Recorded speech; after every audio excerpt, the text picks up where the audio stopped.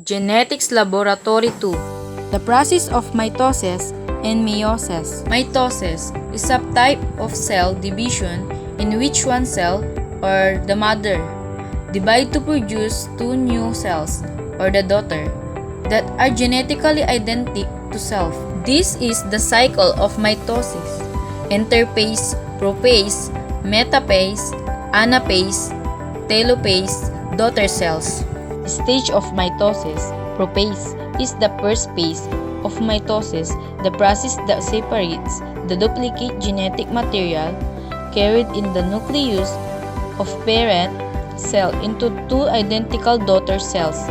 During prophase, the complex DNA and proteins contained in the nucleus, known as chromatin, condenses. Prometaphase is the second phase of mitosis, the process that separates the duplicated genetic materials carried in the nucleus of parent cell into two identical daughter cells. During prometaphase, the physical barrier that encloses the nucleus called nuclear envelope breakdowns.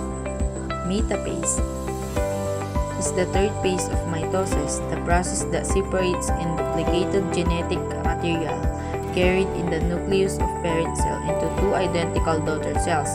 During metaphase, the cell chromosomes align themselves in the middle of the cell through a type of tug war. The chromosomes which have been replicated and remain joined at the central point, called the centromere, are called sister chromatids.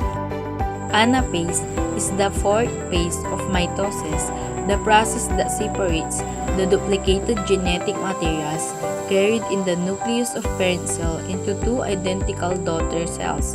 Before anaphase begins, the replicated chromosomes called sister chromatids are aligned along the equator of the cell on the equatorial plane.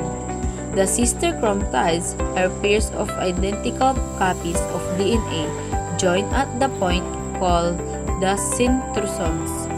Telophase or cytokinesis. The fifth and final phase of mitosis, the process that separates and duplicated genetic materials carried in the nucleus of parent cell into two identical daughter cells. Telophase begin once and replicated paired chromosomes have been separated and pulled to opposite side or poles of the cells. Meiosis is the process where single cell divides twice to produce four cells containing the original amount of genetic information. Stage of meiosis. Prophase 1 is the process that involves 5 different stages during which genetic material in the form of alleles cross over and combine to form non-identical haploid chromotypes. Metaphase 1 encompasses the arrangement of paired chromosomes along the center of cell, ensuring that two complete copies of chromosomes are present in the resulting two daughter cells of meiosis 1. We have centromes with centrioles, spindling fibers, centromere. Anaphase 1. This stage is characterized by the movement of chromosomes to both poles of meiotic cells via microvillus network known as the spindle apparatus. Telophase 1 is that phase when the chromosomes have finished moving to opposite ends of the cell. Telophase 1, the chromosomes gather into nuclei and the original cells divides. Prophase 2 prepares the cell for secondary meiotic division where two haploid cells eventually form four haploid cells, each containing half of the genetic information previously contained the origin replicated diploid cell. Metaphase 2. It follows prophase 2, which primarily highlights the condensation for the chromosomes and the movement of centrosomes to polar regions of the cell.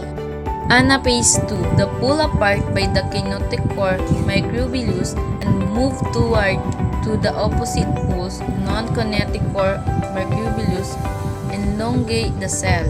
Telophase 2, the chromosomes reach opposite poles, cytokinesis occurs.